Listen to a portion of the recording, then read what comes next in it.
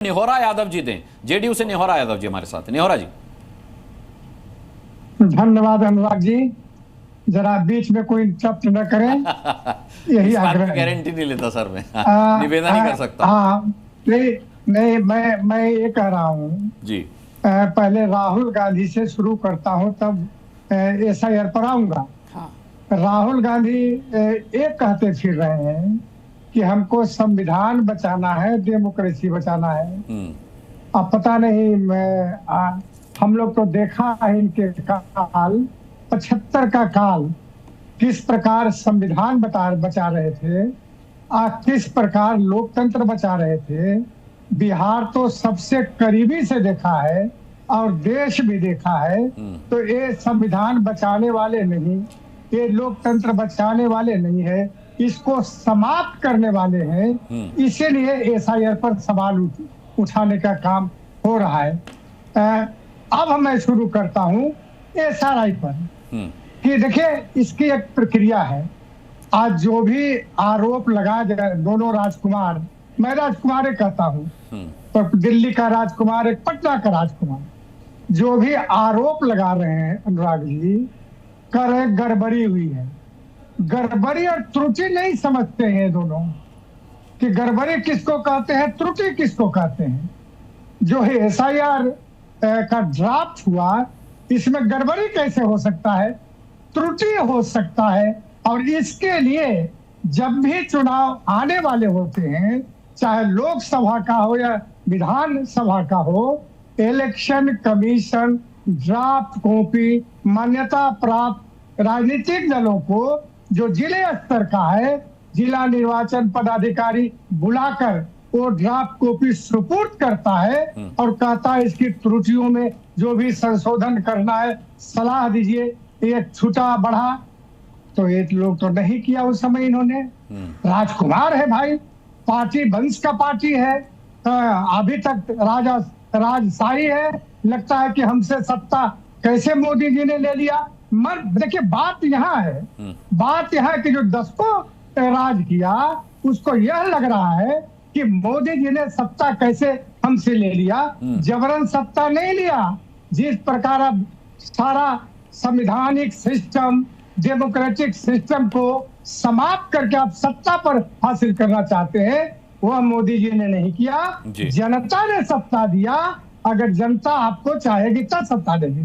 तो ये जो जिला निर्वाचन अधिकारियों ने दिया, अब ये लोग कहते हैं नहीं दिया है, नहीं दिया है। आरजेडी वाले भी कहते हैं और कांग्रेस वाले भी कहते हैं। मैं एक वीडियो देता हूँ, सुनाता हूँ, जिसमें स्पष्ट इन सारे दलों के पदाधिकारियों ने कहा, बिहार की बात में बोल रहा हूँ, कि मुझको मिला जो कलेक्टर निर्वाचन पदाधिकारी है, वो मुझको वोटर लिस्ट का ड्राफ्ट दिया और इसकी जांच कर सलाह देने का काम किया। लेकिन इन लोगों ने नहीं दिया। अब बिहार का सवाल आ जाइए, बिहार में एसआईआर हो रहे हैं, बहुत तकलीफ है लोगों को। कैसे एसआईआर? अच्छा, तकलीफ क्यों भाई? अगर मतदाता सही हो जाए तो इसमें दिक्कत किसको है? किसी को दिक्कत नहीं होना चाहिए, लेकिन यहाँ परेशानी है।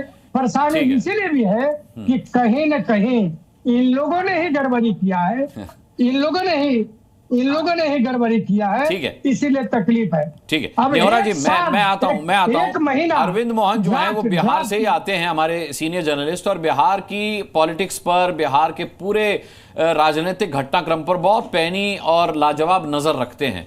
अरविंद मोहन जी, आपका आकलन क्या कहता है? मतलब यहां राहुल गांधी पर हिट एंड रन के आरोप भी लगे कि भैया मारो और भाग जाओ, ये उस तरीके का मामला है या फिर ये वाकई में गंभीरता से लिए जाने वाला मामला है? क्योंकि इसे जितना चुनाव आयोग ने गंभीरता से लिया, उसकी गंभीरता को संज्ञान में लिया नहीं गया। कहा गया कि भैया हलफनामा साइन करके दे दीजिए अगर आपके आरोप हैं, तो आप इस आरोप को बाकायदा ऑफिशियल बनाइए, तो वो भी नहीं किया गया। उसको भी यूटर्न लेकर कह दिया गया कि भाई मैं संविधान की शपथ एक बार खा चुका हूं, बार बार क्यों खाऊं? तो आपको क्या लग रहा है, क्या ये बिहार इलेक्शंस के मद्देनजर विपक्ष की छटपटाहट है कि भाई इस बहाने एक भ्रम फैला दिया जाए कि चुनाव आयोग ही ठीक से काम नहीं कर रहा, चुनावी प्रक्रिया ही ठीक नहीं है? और जब भी मैं ये बात कहता हूं, मुझे बांग्लादेश याद आता है सर।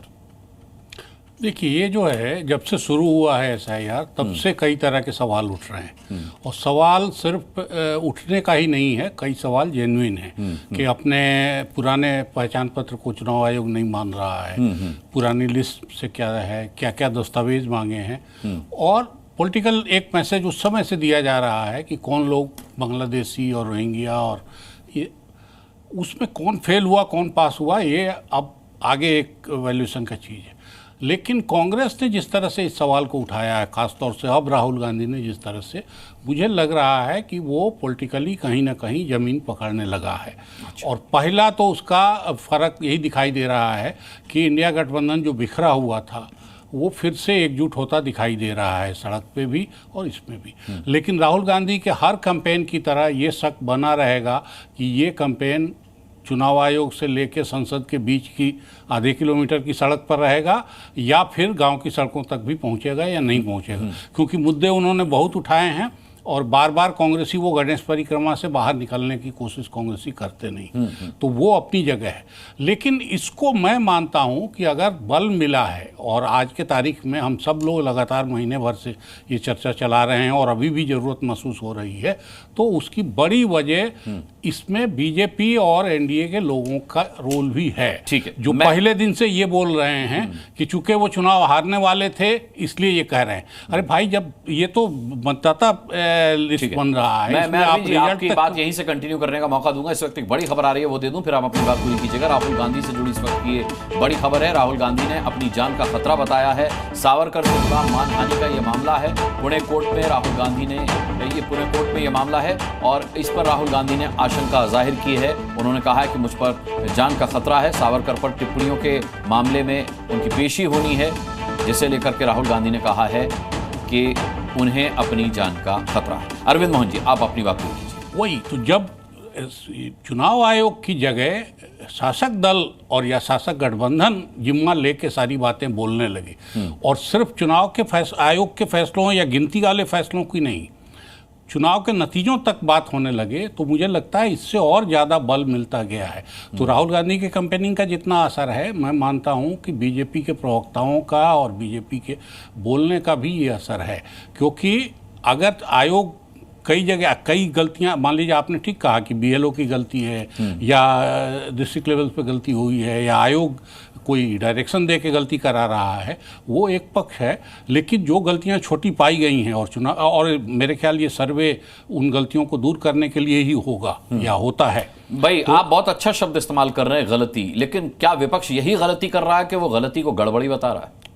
अब ये मैं यही कह रहा हूं कि ये कैंपेन कहाँ तक पहुंचता है ये उस पर डिपेंड करेगा। हम सब ने देखा है कि किस तरह से CAG ने एक रिपोर्ट को, जिसका कुछ भी साबित नहीं हुआ, सरकार बदलने का इशू बना दिया। VP सिंह ने किस तरह से उस बोफोर्स को एक 413 सदस्यों वाली पार्टी को हराने का मंत्र बना लिया, जिसका आज तक बोफोर्स का कुछ भी नहीं साबित हो पाया। तो इसलिए ये पॉलिटिकल कैंपेनिंग अगर जो चलाते हैं, उनकी काबिलियत भी इसमें शामिल है।